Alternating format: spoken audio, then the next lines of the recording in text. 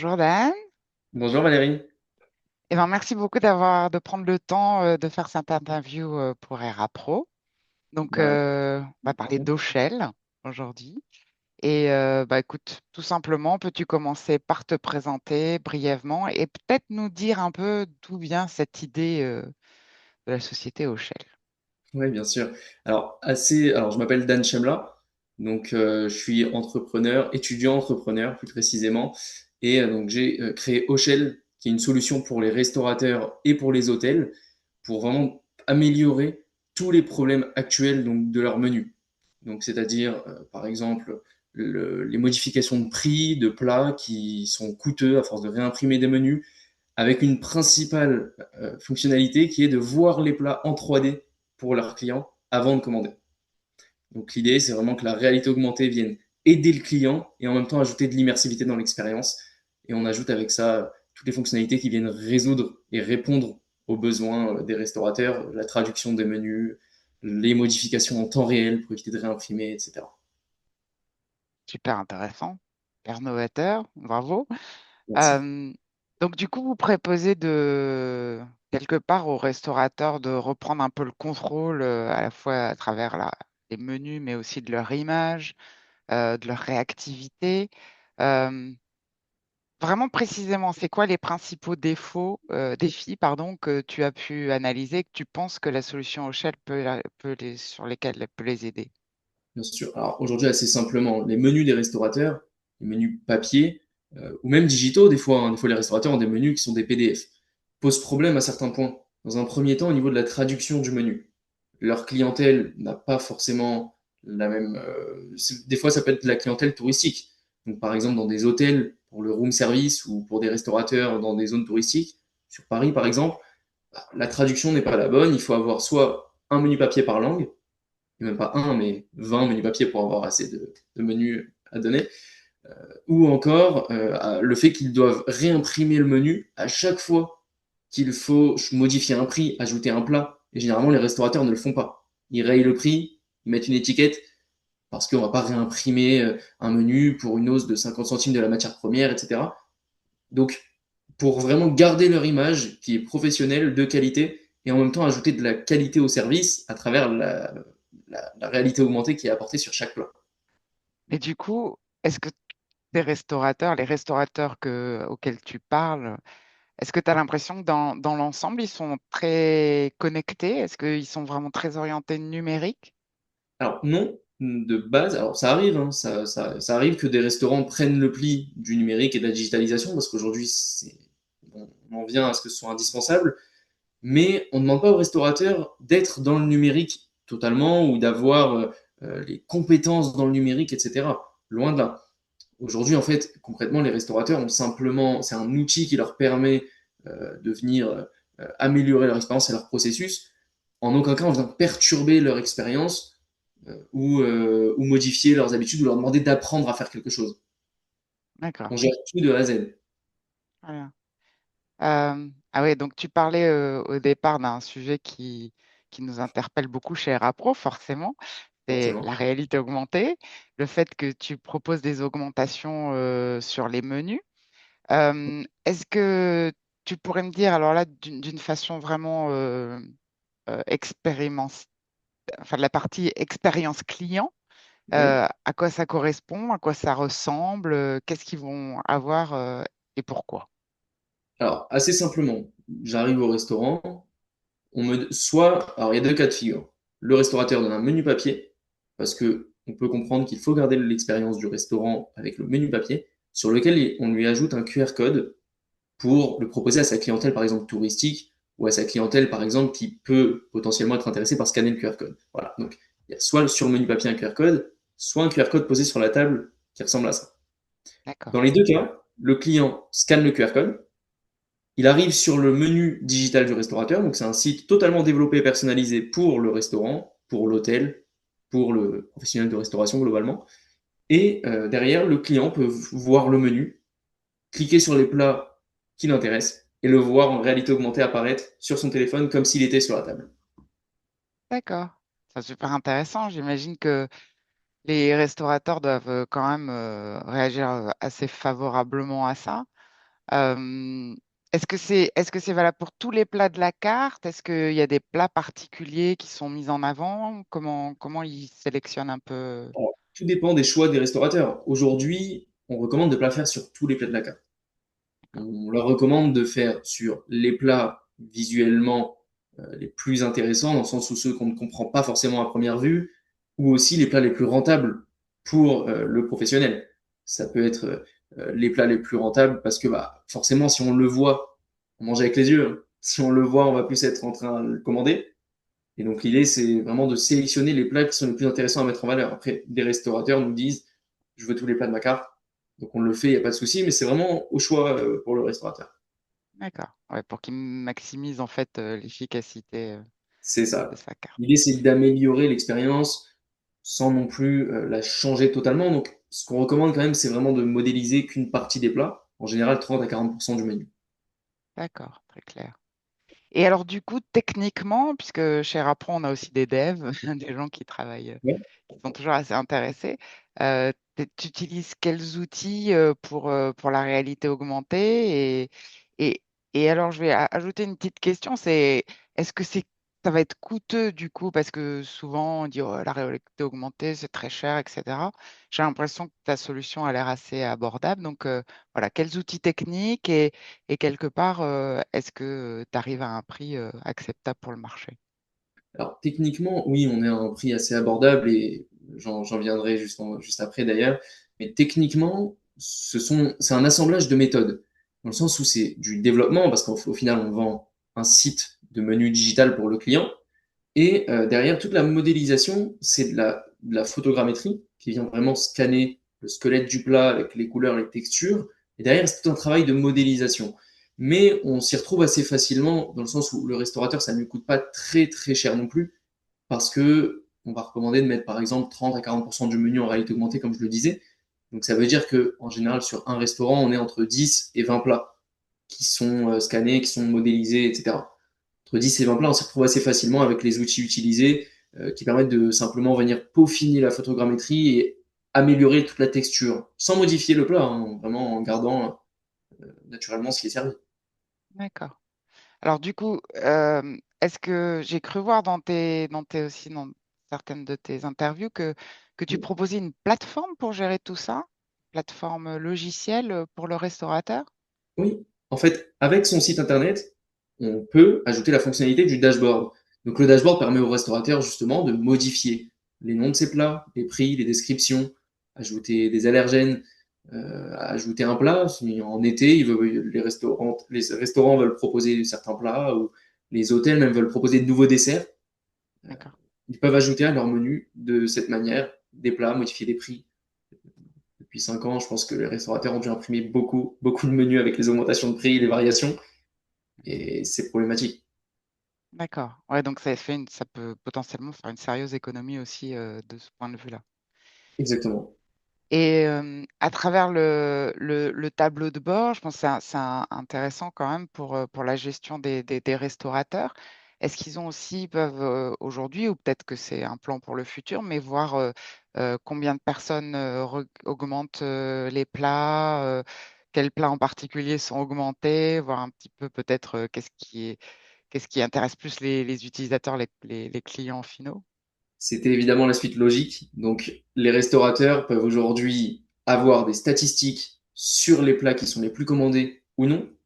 Et on est en train de mettre en place justement une offre qui va permettre de voir non seulement les statistiques, donc quels plats sont les plus ouverts, etc., mais vraiment pour comprendre le client. Donc, c'est-à-dire dans le sens où on va voir pourquoi ce plat est moins commandé que d'autres, où les clients cliquent, pour quelles raisons ils cliquent sur celui-ci et pas un autre. C'est assez simple, hein. Je prends mon téléphone, je vais au bout de la page ou pas, déjà dans un premier temps. Hmm. Est-ce que dans les desserts, tous les clients vont les voir? Aujourd'hui, les restaurateurs vont à table, disent, vous voulez la carte des desserts? Bah, on sait oui, non. On sait que généralement, ça dépend des moments, mais on sait que, en tout cas, les clients disent soit oui, soit non pour voir le dessert. On ne sait pas combien, on ne sait pas quand et comment. Peut-être que les clients voient la carte des desserts avant même de commander leur plat. Et donc, c'est important à prendre en compte toutes ces statistiques. On est dans une ère où la donnée est super importante. Et aujourd'hui, il y a de la donnée sur les menus, mais qui n'est pas utilisée ni sur un menu papier, ni sur un PDF. Ouais. Ouais, c'est Et super intéressant. Et la data, c'est l'or absolu la data, aujourd'hui. On le voit à travers c'est ça. les grands aussi fournisseurs d'intelligence artificielle ou de collecteurs de data que effectivement tout ça est hyper précieux. Et j'imagine que les restaurateurs peuvent aussi les utiliser potentiellement pour fidéliser les clients ou pour les faire revenir ou pour leur offrir des offres particulières.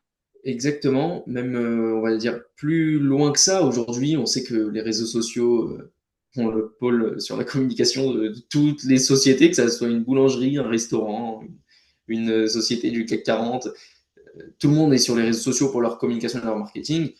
Et donc aujourd'hui, sur leur menu, les clients ont la possibilité de diffuser directement sur les réseaux sociaux déjà un avis Google pour le restaurateur, qui est super important dans les choix des restaurateurs.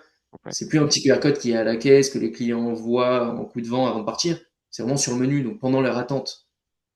On vient aussi rentabiliser cette attente que les clients ont pendant la réception de leur plat.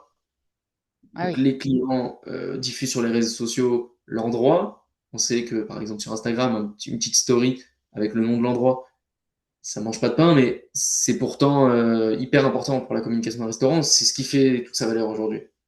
tout à fait. Alors c'est intéressant parce que du coup, tu disais qu'ils étaient peut-être pas encore très connectés, qu'ils utilisaient beaucoup d'outils numériques aujourd'hui. À t'entendre, on voit le sens, on voit à quoi ça peut servir, la valeur d'usage. Peut-être que ça peut leur faire un petit peu peur quand même de développer des solutions qui leur semblent avancées. Comment vous faites pour l'accompagnement, la formation? Il y a des choses que vous mettez en place ou des outils pour aborder ces solutions rapidement et les intégrer? L'idée, c'est qu'on met tout en place de A à Z. Le restaurateur n'a plus grand-chose à faire, si ce n'est que de poser le QR code sur sa table. Donc aujourd'hui, le restaurateur pose le QR code sur sa table. Instinctivement, les clients comprennent et on les accompagne naturellement avec la présentation du QR code, etc., pour savoir comment s'y prendre. Et ensuite, aujourd'hui, les restaurateurs ont déjà commencé à installer des QR codes, mais qui eux amènent vers des PDF.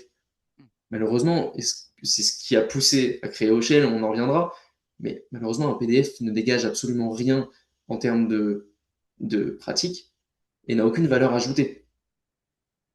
Et donc, quitte à être sur un PDF, autant se servir de la force du digital et accompagner. Une fois sur un site internet, c'est assez instinctif, hein. Aujourd'hui, ce geste-là est super naturel. Naturel, ouais. Donc aujourd'hui, tout est super instinctif et le restaurateur n'a plus rien à gérer à part ses prix s'ils augmentent, ses plats s'il souhaite en ajouter, on retient. D'accord. Et du coup, est-ce que tu as, pour rendre les choses plus concrètes pour nos auditeurs, un exemple d'un restaurant avec qui tu as travaillé et peut-être, parce qu'il faut aussi en parler, quels ont été les défis auxquels vous avez été confrontés avec ce restaurateur? Alors on a différents restaurants, donc notamment le Magnifico ou encore le Chalet, au sein desquels on a pu installer notre solution, d'autres restaurants encore. Ceux-ci ont des formules qui sont assez complètes, donc notamment avec des dashboards, la réalité augmentée, un suivi analytics, etc. Les défis, assez simplement, c'est peut-être au niveau justement du scan des plats, qui lui pose une barrière frontalière, parce que du coup, il faut être présent physiquement pour scanner les plats. Il y a des solutions qui se développent. Donc, on réfléchit à des solutions de développement pour pouvoir vraiment étendre l'offre et faciliter le scan. Ça en compte sur la réalité augmentée et ses évolutions pour démocratiser un peu cette utilisation. Mais globalement, à part le scan, tout est assez facilement déployable, étant donné que c'est du développement et que le développement n'a pas de barrière. D'accord. Et ils commencent à voir un peu les bénéfices de l'installation d'Oshell. Ils vous ont fait des retours un petit peu de comment ça se passait? Oui, bah, comme on l'a vu dans le reportage TF1, par exemple, qu'on a eu avec au 20h, le restaurant, donc le Magnifico, a eu une augmentation approximativement de 30 à 35% sur certains plats qui n'étaient pas commandés Ah oui, avant d'avoir la réalité augmentée. C'est des pièces qui étaient incomprises. En l'occurrence, c'est un restaurant italien, donc ils ont tout l'univers italien. Et c'est sûrement un plat, en fait, justement, qui était incompris. Alors, soit par la traduction, soit par le fait qu'ils aient été plus vus grâce à la réalité augmentée. D'accord. Super intéressant. Dans des zones touristiques, on sait pas, je sais pas, quelqu'un qui ne sait pas ce qu'est un pad thaï. Alors, la traduction ne fera pas l'affaire à ce niveau-là, mais peut-être la réalité augmentée peut aider à comprendre ce que c'est. Complètement. Et peut-être que Complètement. si c'est pas assez gros, le client commandera autre chose. Donc, un pad thaï et autre chose. Oui, c'est vraiment un outil qui peut leur aider à accélérer la vente de plats au quotidien. Ah, C'est vraiment bien. exactement. Et du coup, alors, l'évolution digitale dans la restauration, parce que là, du coup, tu as dû en voir des restaurants les uns après les autres, voir un peu l'état. Euh, et quelles sont un peu les évolutions que tu vois de façon digitale pour ces restaurateurs et du coup, va être l'évolution d'Auchel pour les aider et les accompagner aussi sur cette évolution numérique? Alors, les restaurants aujourd'hui et les hôtels, hein, parce que c'est vraiment, on a remarqué hein, que c'est très similaire et que leurs besoins, même si c'est pas le même fonctionnement, leurs besoins en termes de restauration est très similaire. Parce que les hôtels, eux, en room service, on scanne un QR code, on arrive sur un PDF hébergé, on ne sait pas où. Bon, les hôtels n'ont pas encore mis pas encore mis le paquet sur ce côté-là. Mais globalement, dans les deux cas, effectivement, ils ont du mal avec la digitalisation. Le fait d'être sur le téléphone au restaurant peut poser problème. L'idée, c'est de se servir des temps d'attente, des temps partagés avec les convives à table, etc., pour améliorer ces moments-là. Pas pour totalement freiner et mettre un téléphone qui va bloquer entre les deux. Donc, on a fait des tests avec des personnes à table. La discussion n'est pas, par exemple, coupée entre les clients. C'est plutôt un amusement entre eux, en plus de tout l'aspect utile. C'est un amusement entre eux de dire ah, t'as vu, ici devant moi, j'ai posé le carpaccio de bœuf et compare par rapport à ton carpaccio de dorade, regarde la taille. Et en fait, ça en devient un jeu pour le client, mais en même temps, du coup, peut-être qu'ils vont finalement commander les deux carpaccio, de bœuf et de dorade, parce que les deux sont attirants, ils ne savent pas faire le choix. Alors que si j'ai carpaccio de bœuf, carpaccio de dorade textuellement, bah, je préfère le bœuf, je vais commander carpaccio de bœuf. Oui, tout à fait. Ouais, ça aide Donc en à fait, ils se rendent compte différencier. de la plus-value une fois qu'ils ont l'utilisation et ils valident totalement l'avantage pour le restaurateur et pour l'hôtel, pour leur service de manière générale.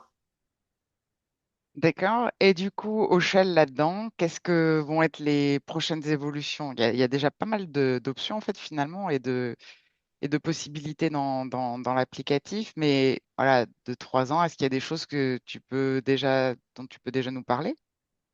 Aujourd'hui, sur les problématiques du menu, l'idée d'Ochel, c'est de répondre aux problématiques du menu des restaurateurs et des hôtels. Sur les problématiques principales du menu de ces clients-là, c'est la traduction qui est en premier plan. La traduction, c'est la barrière première de tous les domaines, hein. Donc la traduction automatique disponible dans toutes les langues, qui est d'ores et déjà disponible. La réalité augmentée, qui permet de voir avant de commander. Et ensuite, l'analytics, donc pour la gestion de la donnée et comprendre que fait le client sur le menu. Aujourd'hui, les serveurs ne voient pas tout ça. Et donc l'idée, c'est vraiment de focus sur ces trois points et de développer sur l'aspect hôtellerie et restauration. Hôtellerie surtout en room service. D'accord, très clair. Bon, bah, c'est super intéressant. Est-ce que tu veux rajouter quelque chose sur Rochelle ou sur un Bah, projet qui vous tient à cœur? bah alors, Auchel, effectivement, continue sa petite route. Aujourd'hui, l'idée, c'est vraiment de venir améliorer et digitaliser un domaine qui en a besoin, même si on pense que c'est la digitalisation et la restauration doivent ne pas être mis à côté en classe. Hmm.